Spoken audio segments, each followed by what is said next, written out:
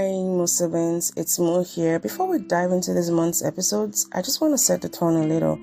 These episodes sit close to my heart. We've been talking about culture for a while now. Not the textbook version, but the real thing, the stuff that shapes how we move around the world, how we speak to ourselves, how we love, and how we survive. And this month's stories feel like a continuation of that. You hear from people whose lives stretch across continents and languages, people who have built careers caring for children, navigating global systems, or helping others untangle the wounds they grew up pretending didn't hurt. You hear reflections on what it means to grow up in cultures that don't always give room for softness and what it looks like to reclaim that softness as adults. You hear about identity, belonging, and the quiet courage it takes to heal old wounds, especially the ones passed down to us. And somewhere in the middle of all of that, you will get a small window into my own life in Korea, the friendships that have helped me for almost a decade, the cross-cultural lessons I'm still learning, and the everyday ways I'm still becoming. So take a breath with me, settle in. This month is tender, layered, and very human. Now, let's get into the episode.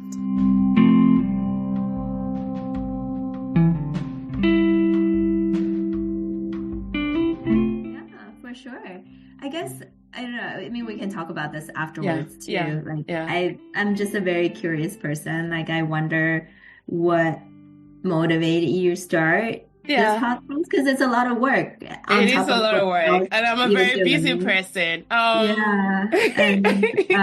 Well, that's only one question. So the second question is like how you're doing as a Fulbrighter in Korea. Okay. I feel like you should just host let me send you the questions so you can host the podcast. I love this. I hardly have guests like turning around like in the beginning phase. Why do I do the podcast? So I'm Nigerian born. Mm-hmm. I grew up in Nigeria. I moved to the US 14 years ago for grad school, and I just stayed back. Mm-hmm. And growing up as a kid, I was always curious. As a matter of fact, I got into trouble a lot because I would ask questions nobody was asking. And I'm like, why is that way? And they'll be like, I don't know if you know a lot about cultural dynamics in Nigeria, but being female and just you're supposed to be demure, you're supposed to be, you should be seen and not heard, So, but I was so different. I would ask questions, I would get into trouble. And so, but I read a lot. I was also an avid reader, like cultural explorations, reading encyclopedias was one of my favorite things as a kid. And I went to a good primary school that had a robust library. And then during break, I would just go there, plump, into the chair and then just read encyclopedias about cultures around the world and in books. So coming to the US was almost like living out some of the head knowledge I had about people and lived experiences. Yeah. And I'm always fascinated by our differences, not as a way to, come off in an ethnocentric way, like my culture is better. But no, I want to explore those differences and just say, okay, you're different from me. That's fine. But okay, that said, do you love rice? Oh, I love rice too. We can talk about rice more, and then in grad school, just having conversations with, I went to UT Austin, and it was such a hodgepodge of cultures. And the more I kept talking to people, the more I realized that, my goodness, we're so similar. Like, why can't we just explore, those similarities and the differences? And that's what, birthed the podcast, just as a way to keep adding to that conversation of, we're different. Yes, we might cook rice differently, but we all want to belong. We all want to connect. And how do I help people, share their story and honor their process so you can look back in time and think of it like a timestamp, like, I was once in this, situation in life, or I was once in this placement. I've since moved on from this position, but I still want to honor my path, my stories as well. Right now, I'm doing okay. Like honor the path and the story. Honor the path. Yes, that's what I do. So I'm more of a cultural archivist, and I just want to archive stories. And I've been so fortunate to have wonderful guests on the podcast, because I say we have 303 episodes. If you've done over 300 episodes, there's only so much of my life I can share in those episodes. Because I can only fit like 2-3 episode max, and I'm already burnt out. But the guests, they make the podcast because they come with their stories, and the trust they have that we're able to make something meaningful out of it is something I do not take for granted, And so I'm very encouraged. We've won 2 awards, Diasporan Podcast of the Year, which means a lot. We have wonderful community, because it also helps them learn more about other people, and just how to even learn 1 or 2 things to make their own lives better. So yeah, that's why I keep doing the podcast. Yeah, congrats. Yeah, I think we especially live in a world where nationalism seems to be exploding and really preventing people from hearing each other. And I think here in the US in particular, we're seeing the damage done by not talking and not. I know. Yeah, I think this is part of the reason why I'm here is because I do believe in honoring like differences and different stories. And yeah, like I think very much like you, I've always found similarities rather than differences when I meet new environments and people. And that just makes the experience so much more fun. Right, I agree. And I feel like our voices need to be louder because the people that speak so much and you hear them in those spaces, they're the ones that the loudest voices aren't always the kindest of voices. And for a lot of us, it's just like, I can't even deal, I don't even want to be, but we need to be more vocal about just some of the values we have and the ones that bring people together the most. We don't really get to hear about that. It's the more divisive ones, the more, evil ones that are so loud. And yes, and thanks for speaking to that. So that's why we keep doing the podcast. And then for the second one, I'm doing much better now. If you had asked me 2 weeks ago, I probably would have been bawling. So I have a 6-year-old and an 11-month-old. So don't ask me why. I'm just crazy. But I moved them across the world and they're here with me in Korea. So whenever I applied for the Fulbright, my mom was supposed to come with me. She was listed as a dependent to come help with my kids. Right. But Fulbright assumes she was a U.S. citizen, which she's not. She's still a Nigerian passport holder. And I don't know if you know just about the moving across borders with the passports that people don't really tend to respect on a global level. So anyways, she was staying with us in the U.S. helping with the baby. They had her go back to Nigeria for her visa interview. I know. And it was a holding pattern that lasted for about 2 months. So I was stuck here with 2 kids in a new country, and it was so overwhelming. But now she finally made it here, and I'm so happy. I'm much better. I feel like I can finally breathe and be, because Korea is a place I always wanted to come to, and this was before I had kids. So to have it hijacked by I love my kids, but having kids and raising them and being responsible for them, those are really difficult things, So, but I'm doing much better now. Yeah, I'm doing much better now.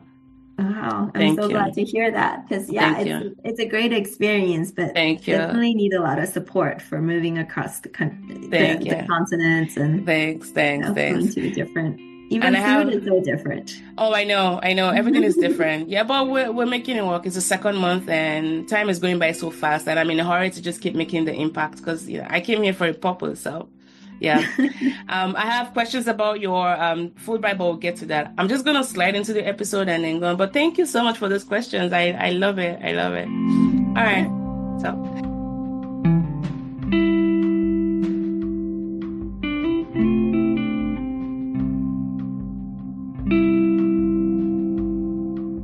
Hello, everyone. We hope you enjoyed the prequel to this episode. It was actually very nice to have a guest just, ask questions. I hardly have that happen. So thank you to our guest. So today's episode, we're traveling across borders, but not just geographic ones, guys, but emotional and cultural ones too. Our guest today is a global health pediatrician whose work reminds us that children's well-being is shaped as much by community and compassion as it is by medicine. Her mission is to build culturally sensitive, equitable systems that allow all children to thrive, especially those in underserved or displaced communities. She speaks 5 languages, guys, and has collaborated with teams in the US, China, Mexico, Chile, Haiti, Canada, and the DRC. Her research builds evidence around youth mental health and early childhood development, and her impact extends far beyond the clinic. She's an educator, a mentor to more than 100 young people across the world, and a certified mindfulness teacher and coach. In our conversation today, we'll explore her journey through immigration and multiculturalism and what it means to heal from trauma while helping others heal. Her mindfulness, mentoring, and purpose intersect in her life.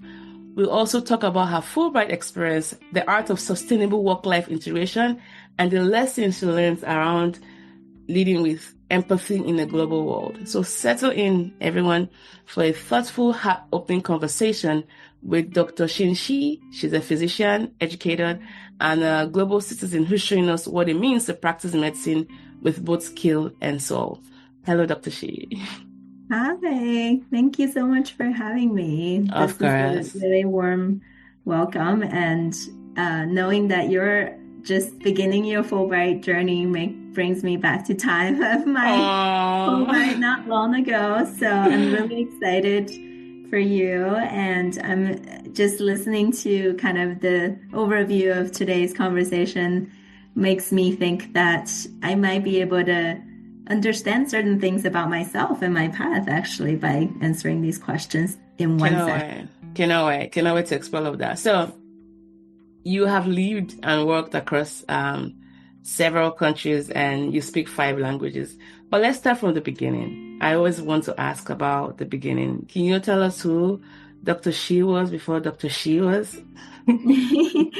Yeah, of course. I think I was born in China in the 80s, where things weren't as good as now. Today, people knows China as this really strong economy that's grown tremendously. In the 80s, when I was living in Shanghai, where my parents are from, we still didn't have running hot water. So water still needed to be heated on the stove. Electricity would go out from time to time.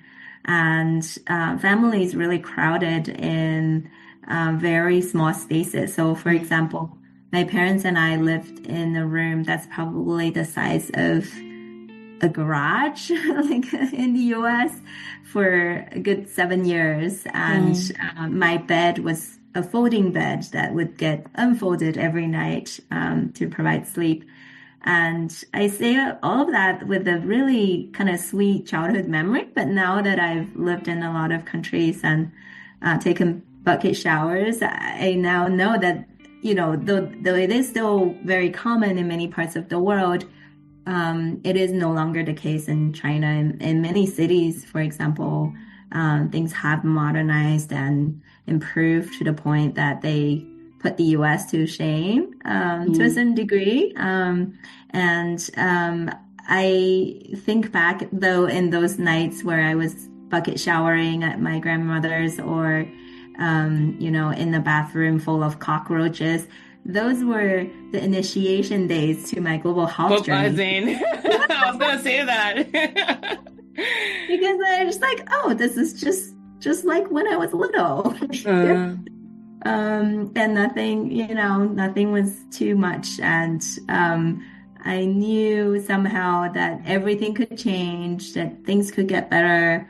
The most important thing is that you have family and friends and, you know, things that you like to do. So I think very early on, I saw that material change of China from a pretty low resource country to a kind of middle income country. Yeah. I also moved across the national borders twice. When I was 12, I moved with my parents to Spain. Oh, mostly wow. What brought about that move, the first move? Yeah, so that's an interesting question. A lot of people think my parents are like business missionaries, people. Yeah, or missionaries, yeah. They're missionaries, but my dad just was a college professor in China and was pretty disheartened by the Tiananmen Square, where a lot of I think he didn't see much hope in the system being so cruel to young people. At the time, I think he also didn't want me to grow up in an environment where young people could be killed for just peaceful protests. So a lot of people actually left because of similar reasons. They're just very disappointed and oppressed, no freedom of speech, and also very little opportunity for people with new ideas to thrive in an environment where you're told to just listen and obey. Yeah. So he left China when I was 7, and then we moved together at age 12.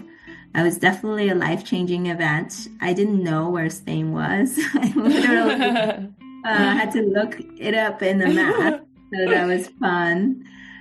spoke no words of Spanish, just got thrown into the environment. But you probably know from your kids, they're pick going up to so be well. speaking Korean in a few months. And that's what I did, just playing with other kids. And at age 12, you do have a sense of self already. So it was a little bit difficult to adjust to a completely different culture. But I think overall, still the language was easy for me to learn. A lot of the school subjects were the same. So I took maybe 6 months to learn everything. And then after that, I just kind of jumped into school and social life.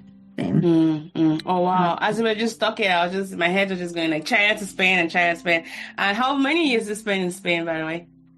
I was in Spain for 6 years, so middle school and high school. Yeah. Yeah. And I think just this one experience of being transplanted from one country to another gave me the courage to seek out more, as you probably did. You never stop. Yeah. You drank the Kool-Aid. And especially for people like us, there's almost like, when is the next one, Yeah. There's like a gut feeling every few years. Of like, we gotta move, like a little gypsy, like, you gotta move, like, Yeah.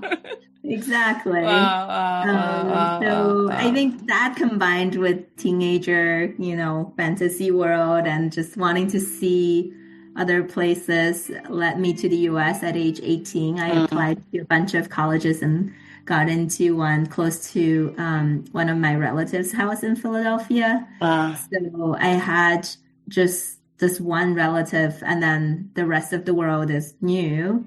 And my parents, because I'm the only child, would never have let me go if there was no other like supervising, basically. The U.S. kind of known to be pretty wild. And in college, I met some of the best friends of my life. I decided to go to medical school. I met with my ex-husband at age 21 and fell in love. So I think it was just kind of like a little bit of a soap opera, actually. Deciding to stay because didn't want to lose my first love for moving out of the country, and the rest was kind of history. I think the one big thing that happened also around junior year summer is that my grandmother got diagnosed with terminal cancer. So I had already started interviewing for PhD programs in the country. And I quickly decided to apply also to medical school just in case I could get in. I knew it was very hard. I was an F1 visa. So it was very uncertain whether I could get in at all, even with good grades and good background. But I did get in, and I also got a majority scholarship for medical school. Congrats. So that kind of paved my way to do things that I really wanted to do instead of being trapped with student loans and things like that. So I consider myself really, really fortunate. I remember the interview that led me to have that scholarship. I was completely unaware, right? Like at age 22, you just have no idea how the world works. And this professor in medical school started discussing Buddhism with me during the interview. And I was like, this is so strange. I'm supposed to be here for an interview, a medical school, interview and very technical things, why I want to be a doctor and what do I want to do with a medical degree. But he asked me what compassion meant. Because I had written about compassion. I said, my grandmother is dying. She has always wanted to be a physician, but was sick with tuberculosis and could never practice after medical school. And I'm the only grandchild who's willing to give it a try to get into medicine. And she's just thrilled beyond imagination that she could have one of her grandchildren go be accepted into medical school before she died. And we talked about what compassion meant in different cultures and different religions, what it is to see beyond your own ego and your existence. it was very philosophical. So I had a great time, but I was like, it seems like he's not very interested in admitting me because he just started talking about other stuff.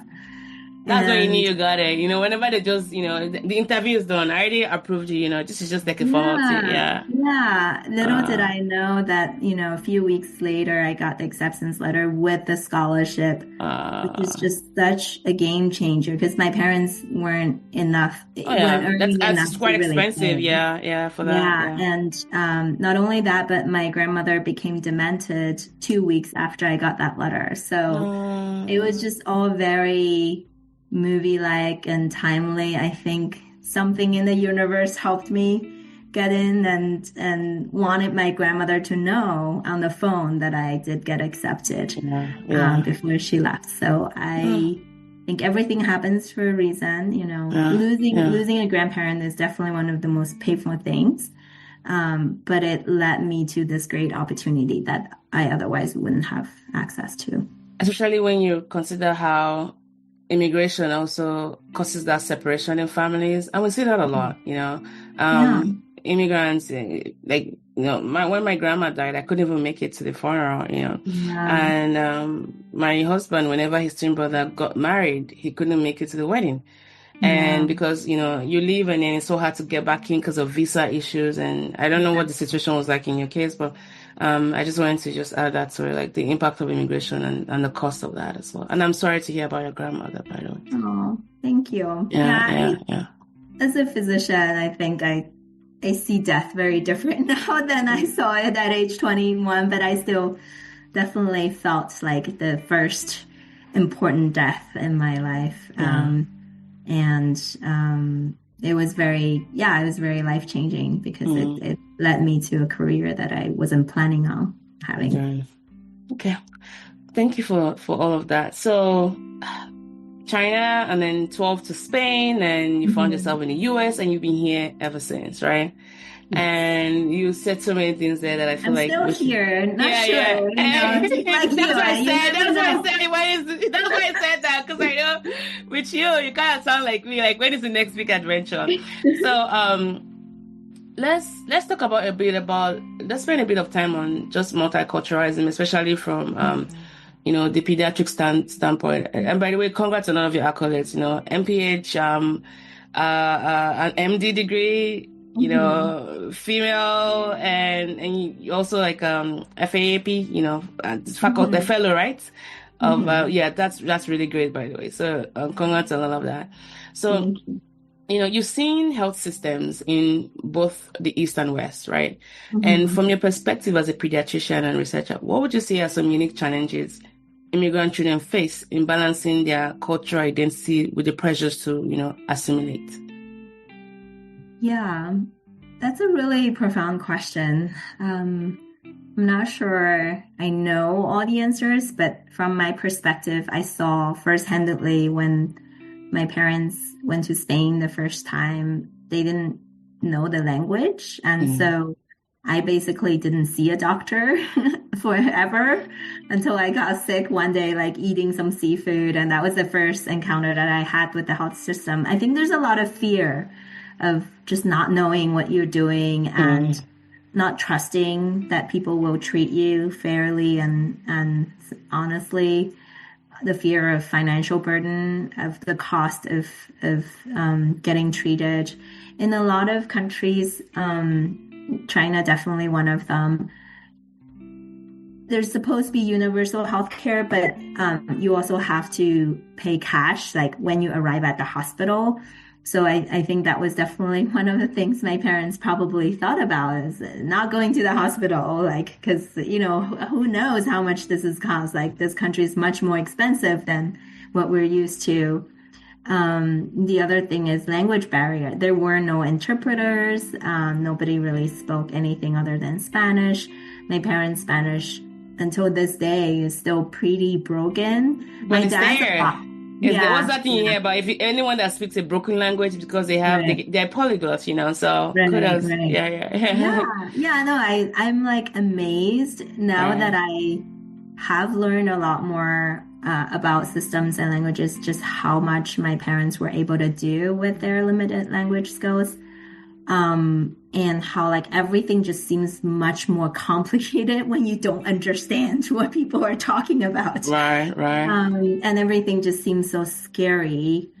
I think in the US, we also often encounter different cultural beliefs on like the origin of illnesses. So in a lot of Eastern cultures and traditional cultures, it's believed that there's like some sort of a balance. Issue, you're off balance. So we're trying to find a balance.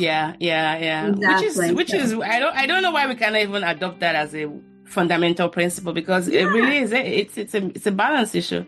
Exactly. And we are adopting that, right? Like with integrative medicine. And they're actually repurposing or reframing traditional medical teaching into kind of a holistic view of medicine, mind-body interaction, and also using a lot of traditional methods to prevent illnesses rather than rescue emergencies, which is very much the center of allopathic Western medicine. It's just like, we can fix your broken leg, but we have no idea how to treat your chronic back pain. And I very much think that there's complementarity in that, but there's also a lot of stigma. I remember in medical school, like if anyone mentioned like they take herbal medicine. No, like don't mention that to your preceptor. Like that's not supposed to happen. And what I realize now is, first of all, like a lot of people have no idea what these herbs are, right? And then there's no systematic knowledge bank that helps doctors figure out like these traditional medicines and their philosophies. Three is a lot of it is just arrogance. Also, it's this ethnocentricity of that our system is the best system and everything else is just non-scientific, which is never really evidence-based. It's just based on the belief, and that clashes with a lot of other cultures and other belief systems. I think now that I've gotten a lot into mental health research, I also think that's a huge challenge when it comes to explaining mental health in youth to family members. I think there's very different ways to understand individual versus family versus community. And it's all about finding common ground. It's kind of where we started at the beginning of this conversation. How you would ask people how they cook their rice, right? Right. We all cook rice, but just different spices, different ways.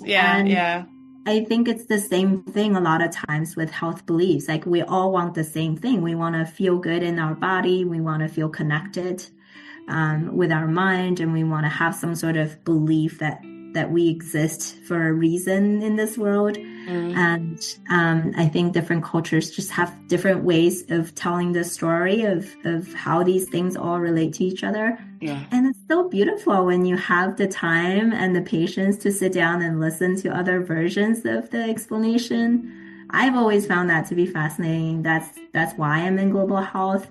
But unfortunately in Western medicine, a lot of times we have 15 minutes to see a patient, and that's just not realistic to really understand. But I think the educational system is changing these days to really emphasize on cultural humility, not cultural competency, because nobody can be competent in all cultures. Yes, for sure. Yeah. Like I'm not even competent in my own family culture, Yes. So it's more the openness of holding multiple truths, of seeing that there are different ways to understand our body and our mind. I think that the same principle can really be used in many different occasions, political debates, medicine, and very specifically, I always ask my patients, like, so what's your understanding of why you're here? I think listening before you open your mouth is always a good idea as a doctor. In life, yes. In life, yeah. As a mother, right? And just like, oh, so you broke the glass. Like, how do we get here? Explain to me. Walk me back, to how we got here. Yeah.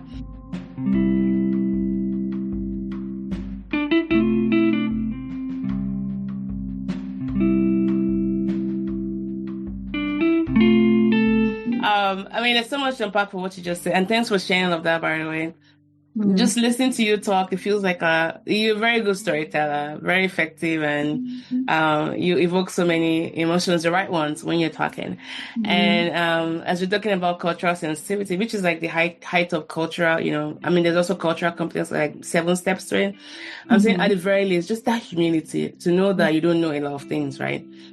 And you're not like the expert in all things that comes with your culture, how much more someone else's culture, but the ability to be humble and to listen, that's one. And in addition to the rice question, another way of just teasing out the differences, but just in a quirky way, is what is the sound a dog makes in your country? Like in a Nigerian culture, we say bo bo, like, that's the sound of a dog. But an American would say woof woof. Korean would say mong mong, But and that sounds very different. I know it sounds very different. It's like mong mong, Which dog? Which dog is that? Okay, okay, I get it, And then for cats, we say meow meow. In Korean they say yao yao. I bet if I asked you, like in Chinese, how do you guys, relate the anatomic sound of a dog barking? What is that in Chinese? In China, dog barking is wong wong. See that? That sounds very weird to me, but okay, I believe you. So whenever, because I always have interactions with, international students, and we go around the table and I ask them, we end up just laughing, just like, how does that make sense, But then it's how many different ways is there to say the same sound? Same dog, Yeah. So I have so many questions for you. I feel like you need to come back in so many times on the podcast. As a pediatrician, you're not just dealing with the unit factor of the patient, right? You're also dealing with families, which I imagine is very overwhelming. And you're not just talking about the body, but also working on the mind, with your mental health component of it. Now, and there's also that immigration layer to it. If you're working in settings where there's so many, international immigrant families being part of it. Now, how do you, and I've had my bouts with mental health issues even as a child, and I'll have family members lovingly tell me, oh, you should to pray more, you can't be depressed. As early as when I was 9, I remember telling my mom I need to see I think I said psychiatrist, and she looked at me very weirdly, because I just felt like something was off in my mind. I needed to talk to someone, and they didn't have the resources. Thank God I was able to. Whenever I moved to the US, I was able to have access to that. But all that to say that mental health issues growing up were not things that were openly discussed. It's getting better now. But I'm curious to know, how do you translate mind-body ideas, especially balance, which we talked about, with lack of, when we have disease happening and how we define it. How do you translate those mind-body ideas into language that resonates with immigrant parents who may be worried of mental health labels, especially when it comes to their progenies, as it were? I think one advantage that we pediatricians have is that we're used to talking to children. So we're used to using very simple language. In fact, one of the first things we teach when medical students come to rotate in our department is do not say anything that you think your next door neighbor or your grandmother would not understand, right? So we're talking about these complex conditions that maybe some of the patients have never heard of in their lives, but we're asking students to really try hard to explain it in layman's terms. So I think it's kind of beaten into us pediatricians to always talk in a language that even a third grader would understand. And with little, with children even younger, we basically are body language, signaling, sign language, making sounds. But I think with families, we are very used to assuming nothing, assuming that they don't know anything, and then ask them what they want to know. Because also in some cultures, people don't want to know that, their kid has cancer, maybe right away. Maybe you have to explain to them something else, like, their blood counts are really high and we need to give them some transfusions to make sure that they stay well. And then, little by little kind of peel off that onion and get to the bigger picture diagnosis. But I think our skills are there of explaining things that are very complex into very simple words. Simple words, yeah. Yeah. So like dehydration, we sometimes just say like, he lost more water than he was able to drink. Things like that. It's very much part of our talking to patients every day. And these days we all do like family-centered rounds, which means that it's a conversation between us and the family, sometimes with the patient, if they're old enough to have a conversation.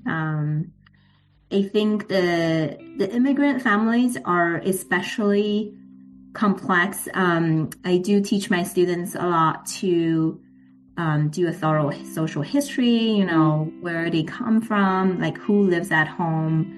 Because nowadays also we can't assume that it's like dad and two kids. Yes. There's so many families where there's ask questions, grandparents, uncle's two children. And I live in San Francisco where a lot of diversity, but a lot of family, so, exactly. Safe cost, multi-general housing is pretty common.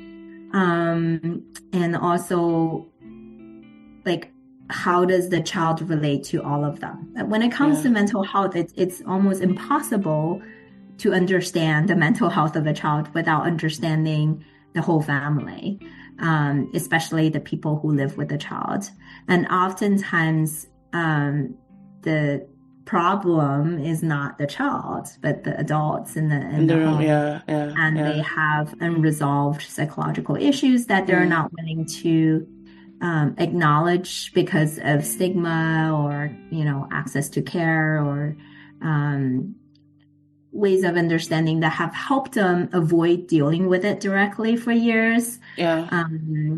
Sometimes religious beliefs can really, lead people to believe that they don't need help. They need to go to church more. I've heard that from Trevor Noah's comedy show. He's always making fun of African parents, especially, I mean, it can be both. You can go to church and still seek mental health services. Those two things are not mutually exclusive, Jesus and therapy, That's always my thought. It was like, you know that prayer works. Like, prayer has been researched to really help when you are going through a really hard time with physical illnesses. But why does it have to be only prayer? Right. Prayer and some medications. You can do chemotherapy and some yoga. You can drink juice all day and eat some healthy, balanced diet. It's all very compatible. So I think, it's very much about finding a point where, people can reach an agreement on what are some things that they're willing and open to do in order to feel better. I mean, that's pretty much the ultimate goal is everybody to feel that they're healthier or they're more well or they're more balanced. If that's the way they understand it, I think, using the other person's vocabulary and making sense of their story and their ways of telling you how they got to where you are. That meeting point. There's so much. I read some stats about how patients spend 0.6% of their life in the medical system, right? 0.6%, but that 0.6% feels like a lifetime to some patients because of just how overwhelming it is. And it's a very vulnerable time. But I think we as doctors, we really have to understand majority of time they're thinking about other things. They have other priorities. And, we think that, sometimes their mental health is their biggest priority, but maybe they have to pay the bills for next month. That's their priority, right? Like depression can wait. I'm gonna feed my children and then feel depressed afterwards. But the food needs to be on the table. And so that also, I mean, it is one of the sort of unique things also I think about immigrant communities that I've met in the world. Like some immigrants are internal immigrants, right? Like displaced from one place to another in the same country. Yes. Others have had to cross borders, but ultimately they're looking for better opportunities. And in searching for better opportunities, sometimes they postpone taking good care of themselves. Yeah, so when they have families, not even immediate families, but families they have to send money to back home, and the stress, that comes from that. Yeah, exactly. I mean, I think it's two-sided. In a way, it can be a good thing, right? Like it's like that's a survival. Yes, to keep going. Yeah. Responsibility. You have to be tough. It helps you. It helps you to stand up tall and get the shit done. But I think at the same time, it doesn't make sadness or anxiety go away. No. It just buries it for some time. And then at some point, it's going to have to come out. And unfortunately, these emotions sometimes come out in the most inconvenient moment. Right. Yeah. And that's when it becomes a problem. Thanks so much for I feel like there's so many questions. The more you just keep answering my questions, I'm coming up with more. I have to bring you back for a special panel, especially with intergenerational processing of trauma and how, because we're seeing a lot of things in our community. For so many of my seniors who moved here many years ago, their kids being born in a separate culture than the one they grew up with, there's a communication gap between their expectations and what the kids think the parents want from them. Like, I'm not Nigerian like you, I'm American, but then the parents are like, you're still Nigerian. And those conflicts sometimes create for a chasm, as it were, and the kids are pulling away, and, that also just causes more and more shifts in the family dynamics. So, and then, of course, there's also some mental health issues I can imagine, because, when kids are not, especially with social media and peer pressure, they're not like new things, but some of these families, especially the older generation, are not able to really understand or even provide the right amount of support that their children, need or their loved ones need. So it's nice to have someone like you who has, seen it all, as a parent, as a physician, as a mental health advocate, and even as a public health practitioner, to be able to speak to some of those dynamics. That would be very, very great. Also, as an immigrant, I think that's like the overarching layer. So I would love to bring you back to explore more on that and provide some help to our communities. Thank you. Yeah, I saw that you had a panel on youth mental health. I did. I'm going to listen to that first. I did. I had someone who attempted suicide at 8. I had a psychiatrist. I had a psychologist. And we just try to talk about providing some form of support. So the next question I have for you is with this, but I'll first preface it by, I think it was a quote by Resmaa Menakem. I think he said, trauma isn't something that happens to us. It's what we carry when we have to keep going, right? And you've worked a lot with, youth mental health and early childhood development. What strategies have you found to be most effective for helping children process trauma, especially when they have not yet developed the language to express what that is, the trauma that is? Yeah. And I'm not sure. I'm humbled that you consider me to be an expert in the area. I have seen a lot of trauma. I've heard of a lot of trauma. I've witnessed a lot of trauma in my years working in places like Haiti. And I've seen some things work. I think playfulness is actually one of the most robust counteracting elements against trauma for younger children. I think part of it is that it doesn't require a high level of language capacity or complex abstract thinking. a lot of talk therapy for adults really requires you to be able to think through, emotions, like becoming aware of your internal thoughts, like all of those faculties. A young child like under 7 might just find it really impossible. Also, kids work a little bit differently than adults. They're actually more embodied, right? Like they're like getting to know the world through touch and scent, and they like getting dirty and just exploring the world more directly. So actually, I've seen both in Haiti and in places like Tijuana, Mexico, where a lot of refugees coming from extreme violence respond really well to just being a kid and playing with whatever. Like, and in Haiti, we did this intervention where we went to kids' homes and literally just looked around and put maybe like a few stones in an empty Coke bottle and shook it around, and they just like laughed like it's the funniest thing they've ever seen. And we know that works because parents may not have the money to go to a toy store. There are no toy stores in many places. How much do you want the money to buy that? Because you want to prioritize fooding and accommodation and that kind of and transportation is always an issue. The kids don't care. Like, you just have to be creative about using the environment as a playground and actually giving them the attention that they need. One thing that really struck me as a mother was when I went to Tijuana to do my research on parenting and family mental health in the refugee shelters, is how little I had learned about this in my own parenting. Like, I've been hopefully a good pediatrician for a good 10 years before I had my daughter, but nobody taught me how to be a parent. Like even the observational tools that we use to say, for lack of better words, to grade the parents and their interactions with the children make me think so much about things that I could do better with my daughter. Things like letting her lead the imaginary play, right? Like, where does she want this game to go, instead of me always setting the goals.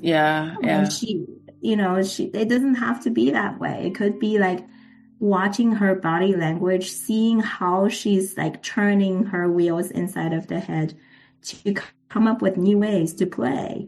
Okay.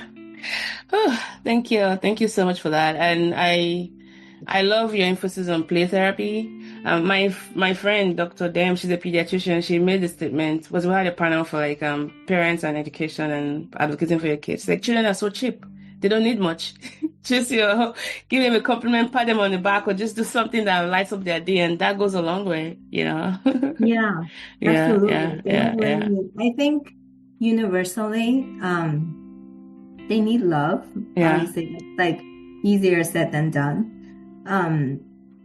They really need accompaniment, like, because sometimes we are with our children, but we're not necessarily paying attention to them. Even I think as a mother, and that's very challenging, right? Because we have so much things exactly like, about doing it, and if you have more than one kid, it's like a lot of attention grabbing. It's like, can I just breathe?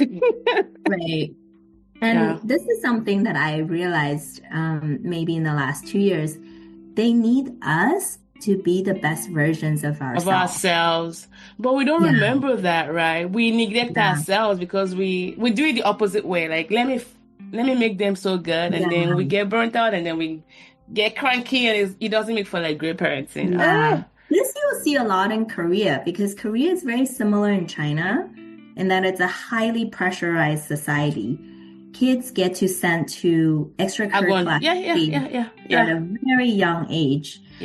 And, if you ask parents, like, why do you do that? Like, the kid is just 6 years old. Like, let him, have some free time. And they're like, oh, no. Like, I want him to be successful. I want him to go to like Seoul University.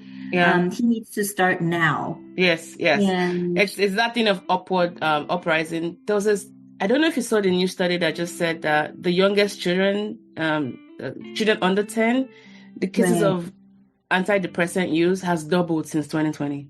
Yeah. 104%. Surprised, right? 104%. That is gangsta. I think the intention is good. Yeah. But if you understand why they're doing that, it's because there's so much underlying anxiety. And that can happen with a lot of immigrant families too, because they survived so much trauma, so much difficulty to get to where they are now. They feel like there's no time to waste, right? Like their kids are in the best position possible and they just need to keep forward, push forward. But it's a lot of projection of their own insecurities, which they have for a good reason, because they came from a lot of somewhere else. Really tough situations where you don't have safety. Neither physical safety nor financial safety, and let alone emotional safety, right? And but they don't, I feel like a lot of times they're not aware of that. That's their own anxiety and maybe their own childhood speaking. That is, but they're affecting their next generation of children who don't have to. Yes, they don't have that context. They don't have to be this unsafe anymore. And that's the whole point of you immigrating to a new country, that your kids are a little bit safer and don't have to go through the same anxiety-provoking situations. But I think it's very hard for humans to turn off that thing, way of looking at things once we're in that high-stress setting. So, I think it's very ironic in Asia these days. I see a lot of parents really worried about their children. But when you look at them and the way they sign up their kids for 1,800 classes, you're like, you seem like you have a lot of anxiety. Right.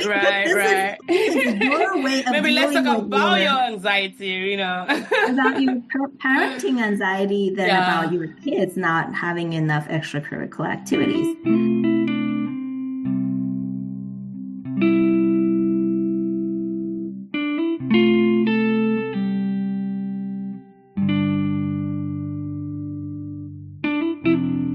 Somebody needs to come up with a Maslow hierarchy of scale, but for an immigrant family, we end up, because when you talk about safety or helping their kids, there needs to be a renewed operational definition of it, because for them, they've helped their kids because now you don't have to worry about food on the table. You talked about growing up in cramped housing. Now you have a roof over your head. You have a whole room to yourself. I have done more for you. So for them, that is safety. The mental health part of it feels very nebulous. Why are you anxious? Why are you depressed? You didn't have to worry about things I had to worry about.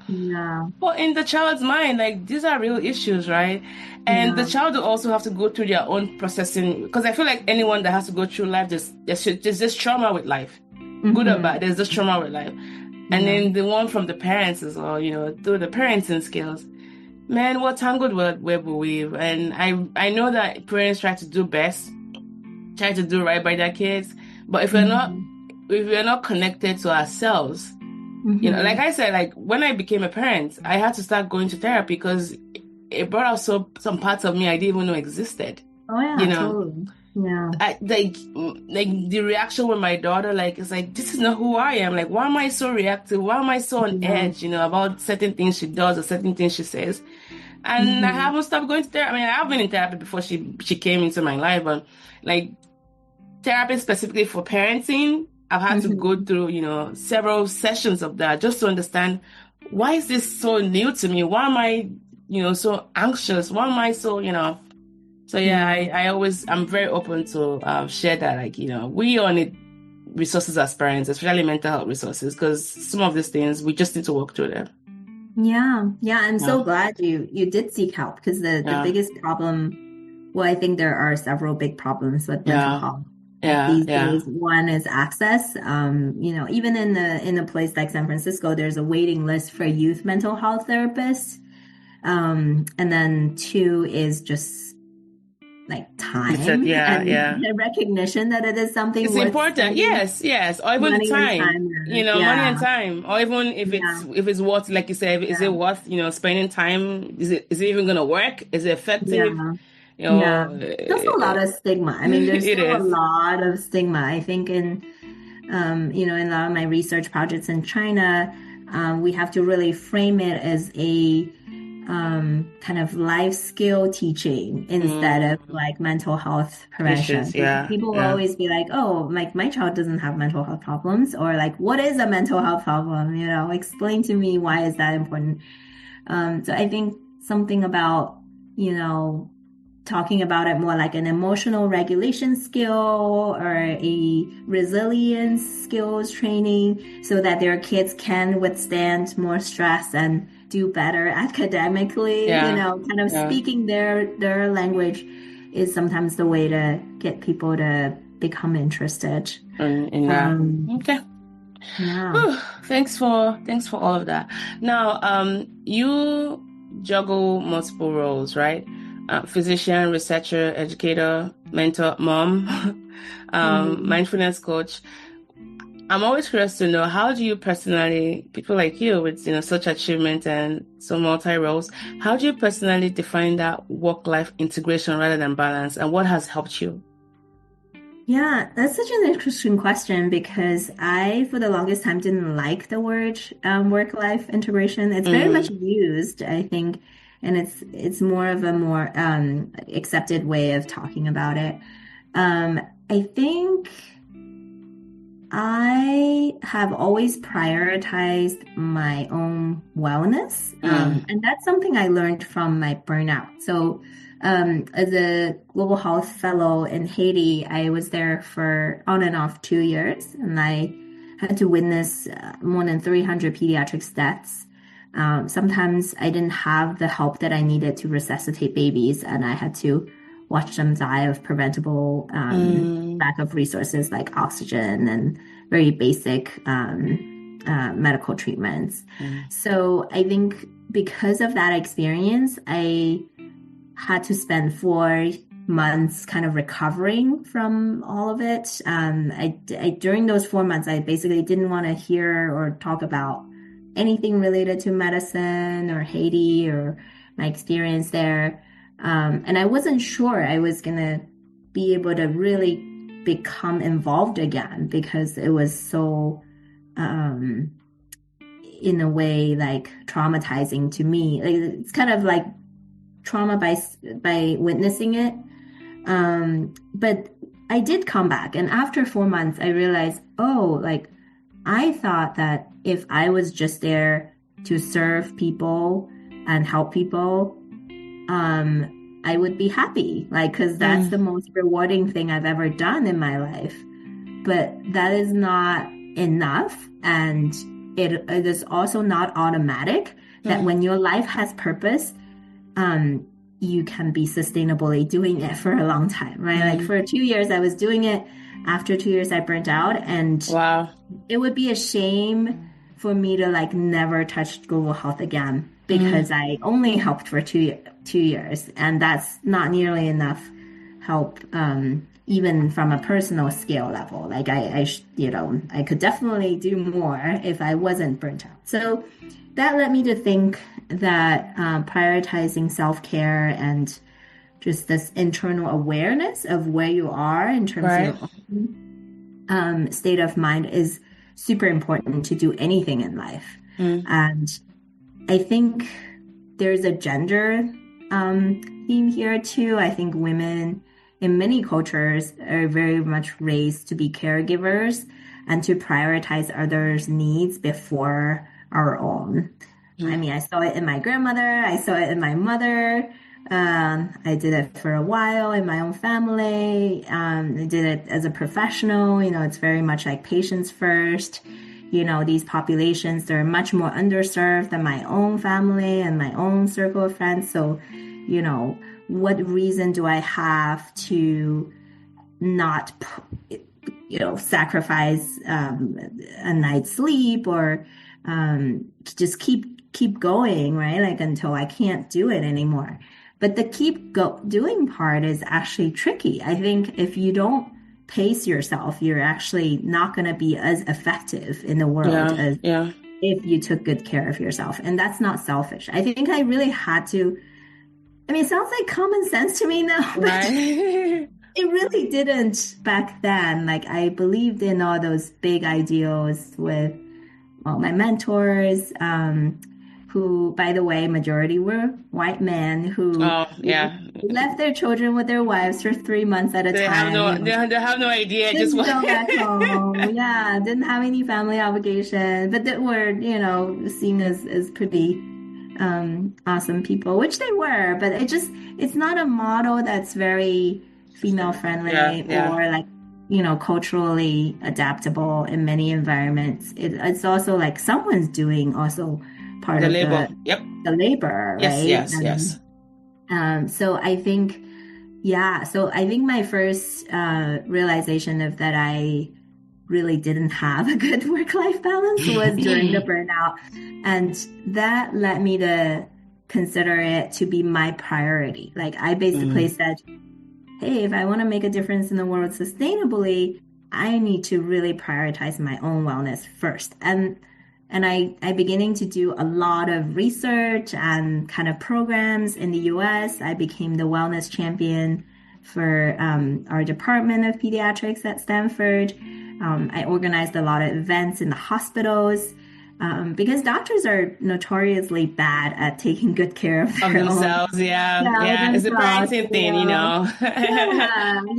And it's a very high stress system. It's basically plotted to like be a workaholic and not have work-life balance.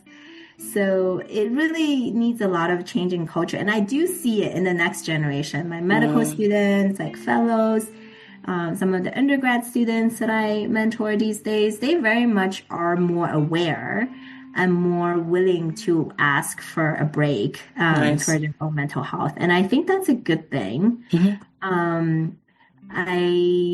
I think about work-life integration nowadays because things like this, right? Like I am agreeing to being interviewed by you on a Wednesday night where I could be watching a movie or going out.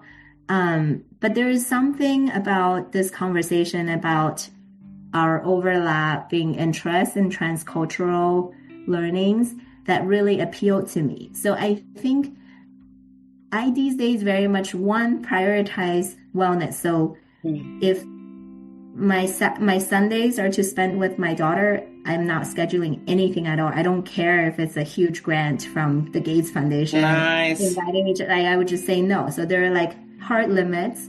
And then there are things that I'm willing to be flexible for that I think is good for my personal growth. And I think growth is important. So first is like knowing where my limits are and putting them on my schedule. Like Sundays are sacred, post call days, no meetings.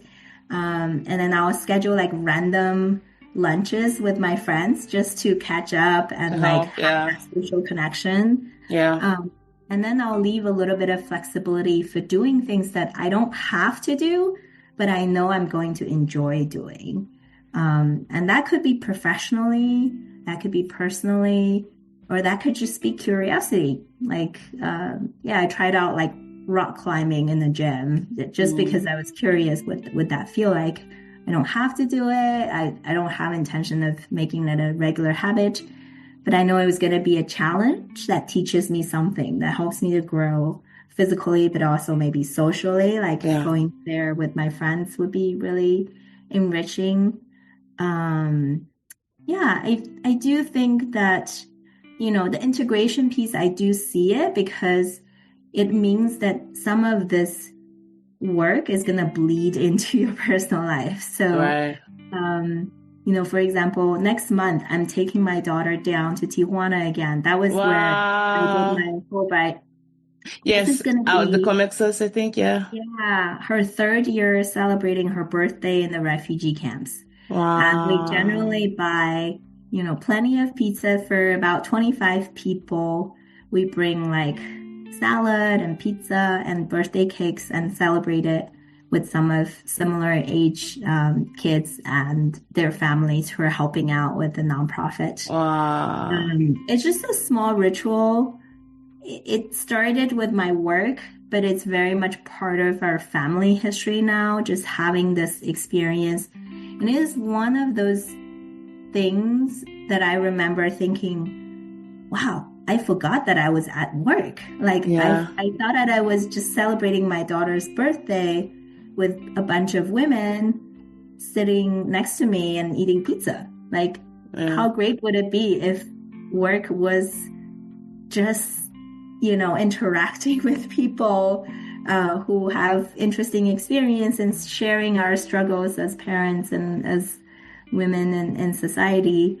And it turned out like that was part of my job too. Yeah. So I do feel like there are moments where I see very blurry the line between work and personal, and those that's are the goal. Moments, but those are the moments that make you really happy, and you stop thinking so much in terms of am I doing this for work or am I doing this for a personal reason? And I want to say not everyone has that privilege, but for the kind of person that I am, and growing up, I knew that I had to find a job that wouldn't feel like job to me.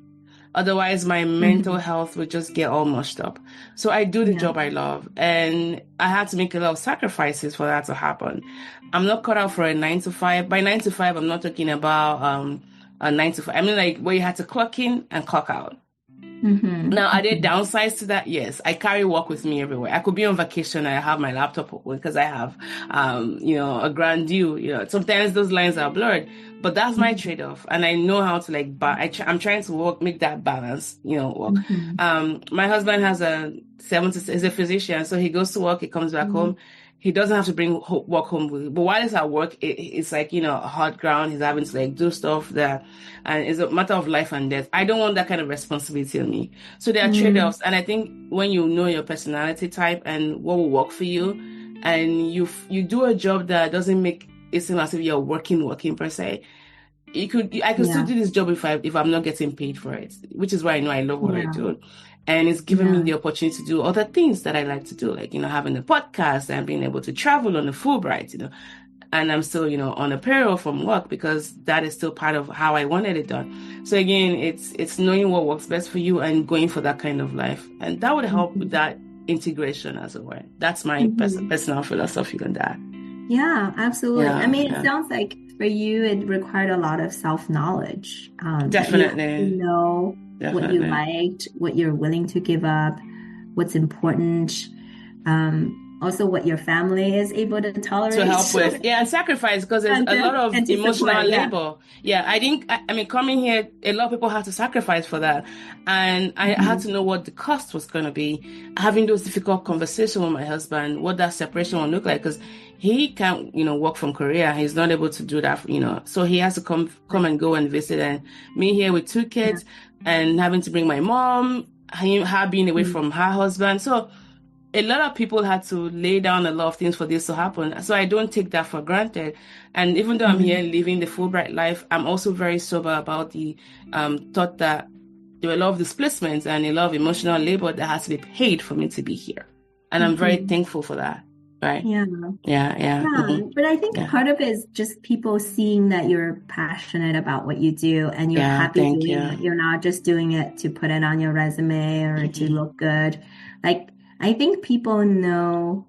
I don't know where this quote is from. I think it might from the Alchemist by Paulo Coelho. Coelho. Just like when you're really onto the right thing, the universe conspires to help you. I love that. The conspiracy. I used to think that's such non-scientific, literature, but I don't know. I really do think that after a lot of experiences that are really painful, then you all of a sudden grow. You're like, oh wow, like this is what I was supposed to do. I'm not supposed to just stay back there and be comfortable. I am supposed to be here and realize how much I have advanced since. And you're right. One of my friends who's a psychiatrist always talks about finding meaning. You have to find meaning in your trauma or things you've gone through that are negative. You have to describe that, what that meaning is going to be like. It might take you years, but your ability to ascribe meaningfulness towards that issue is part of your growth process, right? And for me, I learn as I go. And I always try to sometimes I live my life like I'm a I'm an active bystander, watching myself and watching things unravel. Not in a helpless form of way, but I'm using that as a way to, I have an ability to almost like create avatars of myself while I'm going through stuff. And it also helps me, process a lot of the trauma that I went through as a child, and, and also ascribing meaningfulness towards it. And I've gone through so many things that have broken me and not make me, still put together like this. But all that to say that one of the biggest things in life for me is to always find that meaning. And it's always the present progressive. There's some meanings I've found to the fullest, but some that I still, it's constantly progressing, and I'm learning more and more as I go.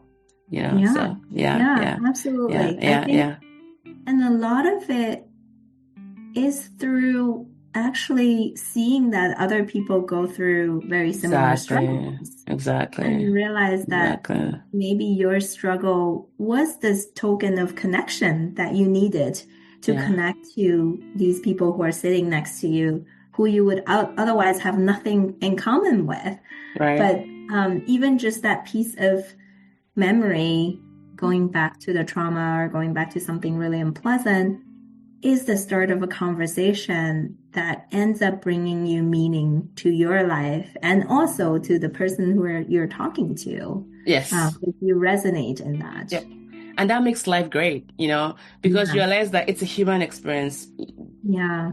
Toss of a die, anything can happen to anybody, good or bad. Like, I never want to never have bad experiences, but my prayer is that I want to have more good experiences than, because the bad experience actually keep me very humble. The kind of person I am, I can get things done, but my spikes, my sufferings have humbled me. They've made me tender, and they've made me more attentive. I can sense suffering in people. I gravitate towards, and that makes me slow down a little bit and sit down and hold hands. Otherwise, I'm just on the go because I want to just get things done. I get a high from just getting things done. There's no stopping me. So I'm thankful to God that He chose the version of suffering He's giving to me. That said, God, I've had enough. I just want a bit of smooth sailing from now on. But it's that human connection, being able to see other people and see that, wow, I have been through that. Can I work with you with this? Here's what's helped me. Or I don't even have the words for what you're going through, because even though I've been through that, I can't even say if I can for sure say what you're going through is exactly what I'm going through, but I can hear you. I want to listen to you. I want you to know that you're not alone in this. Can I work with you, even if it's for a while? Can I hold some of your baggage for you? It's just, I think that's what makes us human, being able to empathize and see suffering in others and, help them understand that, hey, you're not alone in this. I can see you. Yeah. Yeah, exactly that. That's at the core of so much connection and so much healing, is just to feel heard and seen, and we can do that for each other so that everybody can be seen.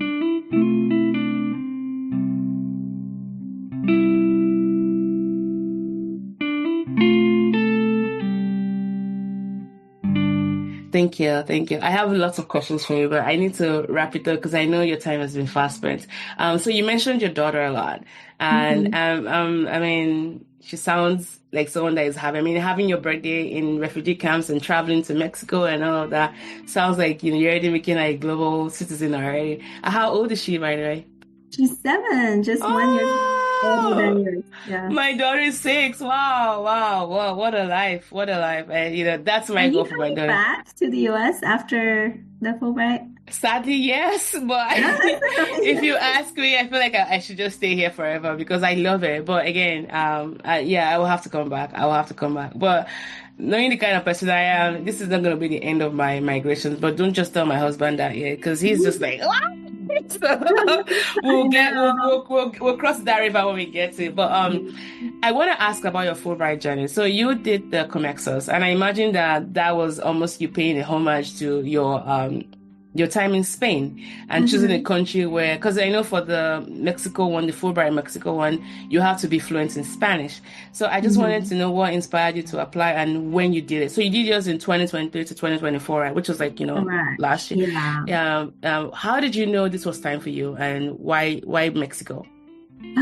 I mean, it's a great question. I think it was a pandemic baby of mine. Like, I was just sitting there and like scratching my head of what to do and what are the next steps, and nothing was certain. So I was like, why not? I mean, very low chance, but I might as well because there's nothing else for me to really dream about. And I think it's very much like a dream that came out of sitting around a lot and wanting to get more involved. It was a build up though, because before the pandemic, I went down to Tijuana to volunteer at the border because of the first Trump administration family separation. I remember I was like 3 or 4 months postpartum, very hormonal still. Wow. Like just listening to the sound of a boy being separated from his sister and his teddy bear, I think it was just like the most terrible like squeaks that you could even imagine any human being like hear another kid cry like that. I had to park on the side of the street to cry. Like I just couldn't see very well, and I didn't feel like it was safe for me to keep driving. So that's when I knew I had to go down there and see for myself what I can do. I knew I spoke Spanish. I knew there were also some Haitian refugees. So I know like language-wise, I was going to be somewhat helpful. I know there's generally a need for pediatricians when there's a lot of kids, and we know that like half of most displaced populations is under 21 years old. So I went down there, trying to see what I can help with. And I get connected with this group of physicians and volunteers at Stanford that does work at the U.S.-Mexico border. And in California, we have that direct border between San Diego and Tijuana, which is, by the way, one of the biggest crossings in the world for immigrants and refugees.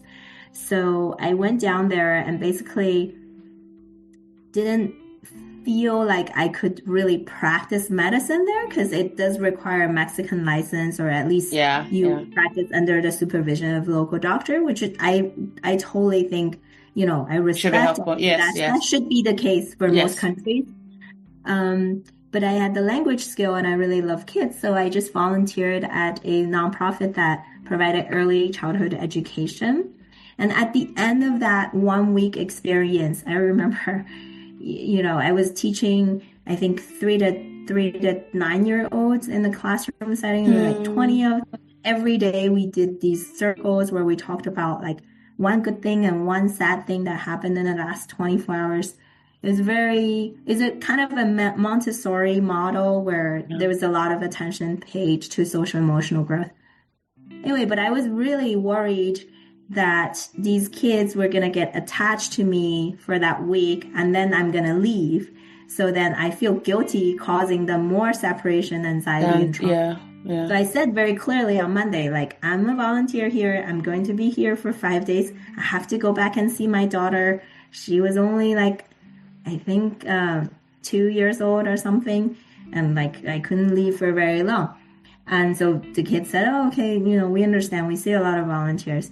But there comes Friday, and they gave me an onion hug, which is like 4 by 25 kids now. And it was nice and happy. I was a little bit sad, but it was generally a really good feeling until I peel off like these kids one by one. The parents came and went home. I got to the last girl, and I knew she was going to have a hard time because her mom didn't come with her and her dad to the border. I think she had to stay behind to take care of grandparents. So she sort of found me as the substitute mother for the week. And she's just very, very attached to me. She gave me a drawing that is still like sitting on my vision board. I just like get so moved by this drawing. She didn't want to go back to her dad. So I, waited for 10, 15 minutes, and I was like, okay, this is getting ridiculous. Like, they're closing the school and I have to go. And also like the dad's waiting outside the door. So I like kneeled down and, hugged her and said, I really appreciate your love or your affection. I really have felt that heart to heart. And no matter where you go in the future, you will have other people who love you back and who support you, and you can do anything that you want in your life. And in saying that, I just like started bawling because I think as a mom, that's sort of something you would say to your own kid and you want them to believe in it. But I realized this might be something that she carries with her for a long time. Right. And it made my job in San Francisco so mundane compared to this moment that I felt like I was actually making a difference in this child's life. And if I had time, there's so many other hundreds of kids at the refugee shelter I haven't even come into contact with. If I just gave them a hug every day, that would do a lot to them feeling welcomed and not rejected and not, abandoned by society and uprooted from their own cultures and villages. So I just felt like I had to go back. So the next year I went back, kind of did the same thing, met a lot of teachers, started talking about what other needs are there in the community. And because I'm a pediatrician, there are always parents coming to me, asking me about medical advice, like what their kids have, showing me skin rashes and things like that. And invariably, these kids would be fine physically, at least what it seems like. They generally have a cold or they have some sort of a rash I can treat them very easily with. Yeah. But these parents just seem so overwhelmed. They would cry when I tell them that, when I tell them it's a virus, it's probably going to get better in 5 to 7 days. You can just see like it's in a mix of relief and guilt. Like, yes, mixture. And those two things can exist at the same time, right? Yeah, like I am the cause of the misery in my kid's life. And I'm like, no, you are the reason why your kid's alive. But I can see how that guilt is so deep in them as refugees, and they just don't feel like they're enough for their kids. So after talking to the school teachers, we decided to propose a study to support parents in the refugees. Oh, wow. And that went into your Fulbright? That went into my Fulbright. Look at that. So wow. One thing led to another. I'm sure you know this feeling of just coming across something or someone that years later you realize was the beginning of your idea. Yes. But of course you didn't know. Yes. When you come across this. Yes. Wow. Now, did you take your daughter with you to the Fulbright? I did. So she went to a local school. So her Spanish is still very fluent. I speak to her in Spanish at home. She thinks she's Chinese, Mexican, American. What's her Spanish name? Clara. Oh, Clara, tan bonita. Yeah, no, she speaks with a Mexican accent. She's only been to Spain a couple of times for vacation, so her accent is definitely Mexican. Vosotros? Yeah. Well, she'll say like ahorita. That's very Mexican. Wow. Yeah. It just has expressions that are very, very Northern Mexican. That is great. And I love that you still keep giving her that immersion into that culture by taking her there, so that way she still keeps it, right? Mm-hmm. So I know real quick, you do speak 5 languages, so English, Spanish, Mandarin. Mm-hmm. Is it Cantonese and French? I speak another Chinese language called Shanghainese. It's from the city of Shanghai. Shanghai, yeah. Yeah. I asked my linguist friends, they're like, can other Chinese people understand you when you say it? Yeah. And I was like, no, they don't. So he said, well, then it's a language. It's not a dialect. I used to think it's a dialect. It's dialect, yeah. Wow. And so Shanghainese, and then what's the fifth one? Yeah, and I speak Haitian Creole. Haitian Creole? Yeah, I know. It's kind of random. I mean, you speak a little bit of French. How did you learn Creole? Well, because I lived in Haiti for 2 years, and so you're one of those language magnets. You just go into a place, they assimilate the language. Oh, dang it. It's learning a lot by harder as an adult. I definitely recommend, what you're doing for your kids is really amplifying their exposure to languages. I think as a kid, learning was so much easier. I think Creole was definitely the hardest to learn, but after 2 years, that I was able to carry on conversations with my patients. So I speak English, of course, Yoruba, which is a Nigerian language, French, but I'm not very fluent as I used to be because I don't use it. I'm learning Spanish. I've been doing that for more than a year now, and then Korean. So but it's very different. So different scripts. It's the confusion. I tried picking up Japanese, and I was like, okay, no, I can't do this at the same time. It's just so many things going on. But I love the opportunity to just go through text, because language is kind of like, there's a way I have different personalities with each of the language I'm learning. I'm more tender and more attentive when I speak Korean, just because of the cultural nuances infused in a language. And also as an adult learner, you're always very conscious of, I don't want to go say the wrong thing or use the wrong honorific. So there's that tenderness and that softness that comes with speaking Korean. Unlike my mother tongue, usually when I'm talking to somebody in Yoruba, my daughter goes, "Mommy, are you fighting?" I'm like, "No, we're just having a conversation." We're not fighting. But I could never speak Korean with that form of, aggression as the way that my daughter would ascribe it to. But I always advocate for language learning. I say, there's never a time that it's too late for you to learn a new language. Just find that language. There's always a language for you. Find it and, and just go with it, So, yeah. So I think so. And the best way to learn is to actually be in the country. So I think, you're definitely modeling that for your kids. Yeah. Thanks for reminding me of that. I don't think too much about, I know she's getting the best out of it. My goal was for her to get a school and get extracurricular activity that she loves, and then make it net positive for her. Because once she's okay, I'm okay. Because again, being your 6-year-old, they're conscious of the fact that there's a move. Like, Mom, we're not in Oklahoma anymore. So every day as often as I can, I keep checking in with her. So how are you doing? Are you loving it? And she's like, "Yes, Mommy, I'm having fun." Okay, that's great. Mission accomplished. So, I have a question about Fulbright. In addition to the research aspect of it, which, for people like you and I came to Korea because I wanted to, I'm a scientist. I do cancer research. And my goal is to look at survivorship, in men with prostate cancer, because that's the work I do in the US, and see what are the similarities and also the differences, and how can we help support, cancer survivors in Korea like we're doing in the US. So it was born out of my own curiosity as a scientist, but also the cultural exploration of it. I have been immersed in the Korean culture for more than a decade, learning the language and, interacting with Koreans. Now, the opportunity to live here and be immersed in it is one I don't take for granted. But I'm curious to know, so you lived in Spain for a bit, you speak Spanish, you volunteered at the border during when that whole displacement happened, and then you found an opportunity to apply for a Fulbright to do your research.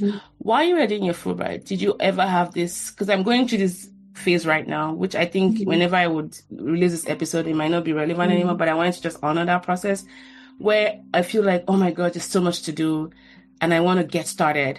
Especially with the cultural exploration, right? Now, my research bit of it, I have a timeline and I know turning my IRB, collect the data, analyze it. I'm okay with that part of it. But the cultural bit of there's no timetable for that.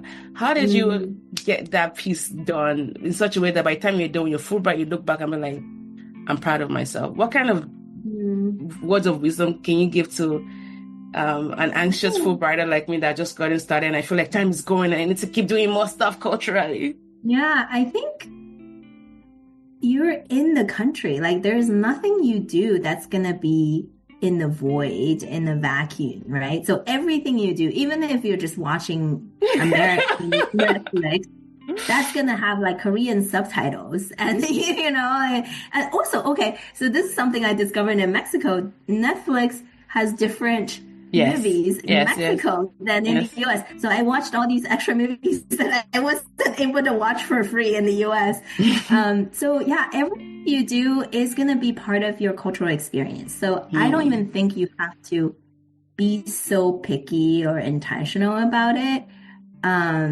Rather than just let things happen, right? Like your daughter is going to school, like stuff is going to happen at school that you're going to have to interact with other parents, or like, see the difference between the education systems.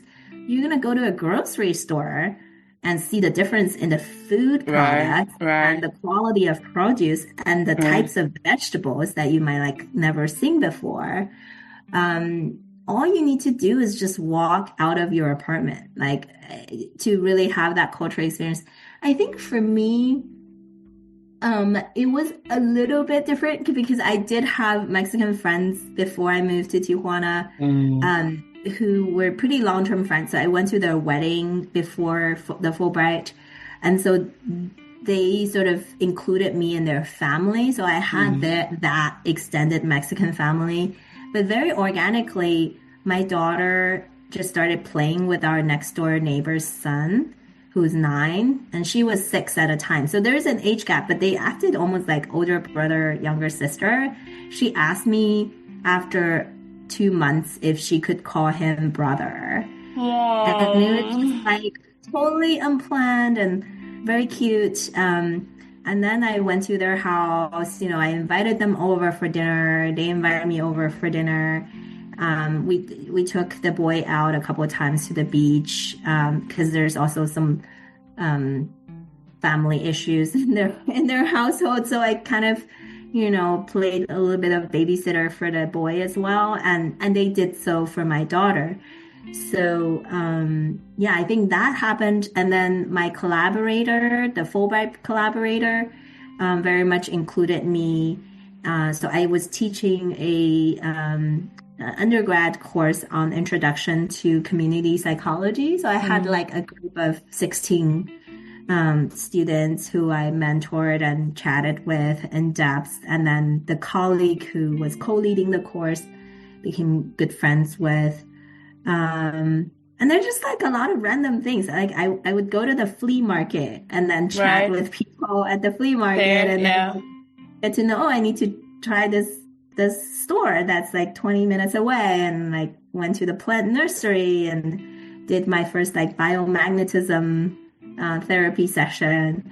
I love thrift shopping, so I found some thrift shops and I started chatting with the shop owner.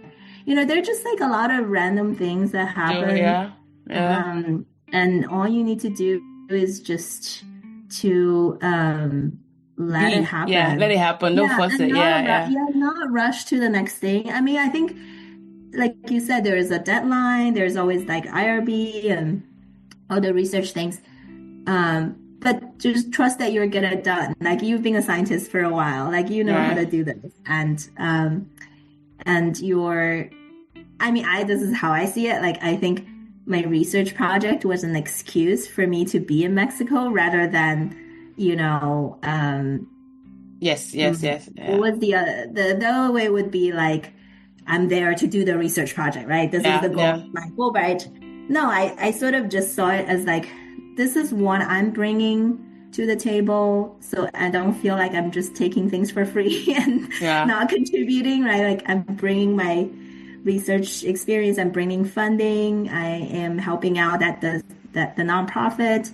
I eventually became director of the nonprofit. Wow, congrats. Thank you. And then, I'm offering my free teaching for this local university for the semester. That saved them some money and faculty effort. But that's my contribution. Other than that, I'm just there to have fun. Yes, to have fun. Thanks for that. And I feel like I'm just so extra about things. That's just who I am. I started a YouTube vlog just to talk about, some of the mismatch and the matches between what I expect a career to be and what it's like. I'm also homeschooling my daughter, but she's also going to a private school here, like a private hagwon where they do all kinds of stuff. Like, she's learning Korean language, she's doing violin, skating, golfing, and all that kind of stuff. And then also the cultural exploration. I think just even that is enough to just show that, because I know as a Fulbrighter, you serve as a representative of the American people. And I think just even being here and the things, even doing this podcast, is still paying homage to my time here. So thanks for that reminder to just let it be and not put too much pressure on myself. Have fun. I think, one thing we can all learn from children is to go back to that playfulness. I think as adults, we sometimes forget we also need to be playful. We need to do things for no other purpose, but just to explore what happens when you put these pieces together. And to be creative is super fulfilling. Like not having an agenda, not having a box to check is sometimes the best way to utilize your life. Yeah. Thank you. Okay. As a round off, we have talked a lot about so many things, and I feel like for you, we can just keep talking. Which is good. I'm sure other people say the same about you. I mean, Which is why I have a mic and a podcast. I've never stopped talking. If you think about it, I used to get into trouble a lot as a child. Like my report card in school, like, she's brilliant, but she talks too much. She asks too much questions. Guess who's laughing now, teachers? Yeah, right? Send this podcast to your teacher. Oh, yeah. Like, see, I'm making it work. I'm on a global stage now. Okay, looking back at your journey so far, right? What would you say has been the most rewarding moments in your life or even your career, and why? That's a very difficult question. Yeah, I think there are many moments that I felt that I forgot that I was doing something on purpose. Like, again, back to that feeling of I forgot that I was working and I'm just connecting to people and offering a pair of listening ears and offering my full attention. I think those moments are generally very, very rewarding. And it could happen on any given day, whether it is speaking in Spanish to a farm worker whose kid is sick here in San Francisco and they have no idea how to navigate the medical system, or it is in Tijuana in the refugee camp talking to a mom, single mom usually, with 2 children who's just completely overwhelmed, but at the same time inspires me so much with their strength and their capacity to bring the whole family to the border with no other certainty but this fighting chance to have a better life for her children. Whether it is like after seeing 80-something patients in Haiti because my colleagues decided they wanted to get some training that day. And I was just the only doctor on the pediatric ward and completely exhausted, but also, breaking my personal record of how many patients can I see in one day without collapsing. Coming out of the hospital and hearing a group of women like singing in the dark some religious song that I don't even understand and feeling like I think that feeling of like I'm exactly where I'm supposed to be. Yeah, that is very, very rewarding, and that happens on a regular basis. And I think our job is to notice it when it happens and to be appreciative. Or just I'm just waking up my daughter in the morning. Like that's super important too. Just seeing that she's waking up, she's alive, she's growing and beautiful, and she's innocent and worth protecting. That is so good. And you're raising a global citizen that to have that opportunity and I'll call it the opportunities, right? To be able to bridge theory with practice and be in those lived communities. And also the cultural, shifts, like moving from Chinese, American, Spanish. At just 7, she's in for a treat. And that is so, so refreshing to hear and see. So thanks for sharing all of that. Thank you. Yeah. It's been great chatting with you. Yeah, I do feel like we could explore. I know. And good luck with your Fulbright and your podcast. I think it's a very unique podcast, and I'm very interested in listening to more of your episodes. Thank you so much. And this has just been a wonderful time with Dr. Shi on the podcast. So our listeners, we heard so much about her early memories in Shanghai, to her family's move to Spain, and then her journey through medicine and global health. And I feel like for me, I took so many from this episode, despite how she grew up, just having that compassion that grew out of displacement, and that belonging is something that we can create wherever we go. I loved how she talked about finding purpose, her mindset, and how that has guided her through every border, every classroom interaction, and even every clinical interactions. She's also talked a lot about her support to immigrant families, and not just, talking the talk, but she's walked the walk literally across borders, and how she's teaching mindfulness to children. I remember just her talk on healing begins with listening to ourselves and to one another. Now, to learn more about her work in global pediatrics, mental health, and mindfulness, I'll put some of her website page on the link, so you can go learn more about her work. I just want to say thank you so much, Dr. Shi, for joining us today on on the podcast, and just in many ways you have left so many gems for us to take home with. This has been a wonderful, wonderful time on the podcast with you. Thank you. Thank you for that beautiful.